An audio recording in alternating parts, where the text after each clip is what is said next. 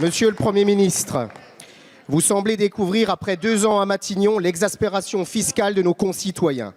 Pourtant, chaque semaine, nous dénonçons dans cet hémicycle le matraquage fiscal que vous faites subir à nos compatriotes. Hausse de la CSG, hausse des taxes sur les carburants, désindexation des pensions et allocations familiales, augmentation des prix de l'électricité. Alors oui, vous voulez supprimer la taxe d'habitation, mais au final, il faudra bien que le contribuable paie d'une manière ou d'une autre. C'est absolument ahurissant de vous entendre regretter qu'il y a trop d'impôts alors que vous les avez juste augmentés de 4,5 milliards d'euros en 2018. Depuis 2 ans, nous sommes les champions d'Europe des prélèvements obligatoires. C'est un record dont on se passerait bien.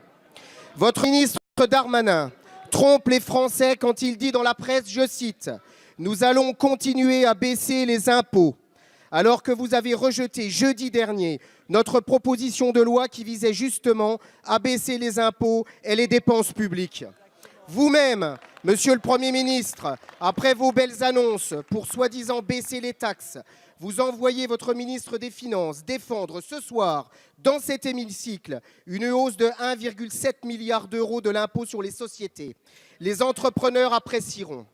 Enfin, Monsieur le Premier ministre, je veux vous dire que nous sommes nombreux sur tous ces bancs à déplorer qu'hier, vous n'ayez pas eu un seul mot pour les retraités, que vous matraquez pourtant depuis 1 an.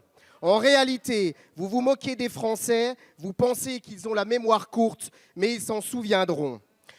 Ne nous faites pas le coup de l'héritage des 30 dernières années, car cela fait 2 ans que vous êtes au pouvoir. Vous ne parvenez pas à répondre aux attentes fortes et légitimes de nos concitoyens. Dans 1 heure, vous allez nous faire un grand discours sur le grand débat. À quand les grandes décisions pour la France? Merci, monsieur le député. La parole est à monsieur Olivier Dussopt, secrétaire d'État auprès du ministre de l'Action et des Comptes publics.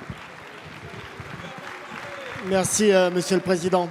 Mesdames et messieurs le député Cordier, la démagogie ne fait pas une politique. Et l'incohérence ne fait pas une ligne politique non plus. Vous avez évoqué la proposition de loi que votre groupe a présentée la semaine passée.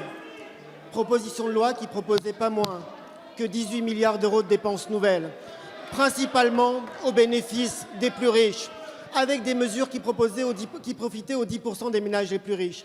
Et comment est-ce que vous financiez ces mesures? Vous les financiez avec des économies que vous nous avez déjà présentées en novembre pour financer d'autres pistes de dépenses. Parce que vous n'êtes pas à une incohérence près, vous recyclez les économies que vous nous proposez, plutôt que de proposer un programme véritablement sérieux. Monsieur le député, vous nous parlez de matraquage. Vous avez fait campagne pour François Fillon, qui proposait d'augmenter la TVA de 2%. 2% de TVA, 2 points de plus. Vous nous dites à longueur de semaine qu'il faut baisser les impôts, mais vous nous proposez des dépenses publiques supplémentaires. Dans la même proposition de loi, dans le même débat la semaine passée, qu'avez-vous proposé? Vous avez proposé que les fonctionnaires fassent 39 heures au lieu de 35. Ça coûte 30 milliards d'euros. Monsieur le député, au fil de vos expressions, vous empilez les dépenses, vous empilez les économies, vous ne faites rien de véritable et vous ne faites que croire une chose aux Français, que vous auriez des solutions. Vous n'avez en réalité aucune solution. Vous n'avez aucune solution, sinon que celle de reproduire les erreurs que vous avez commises dans le passé.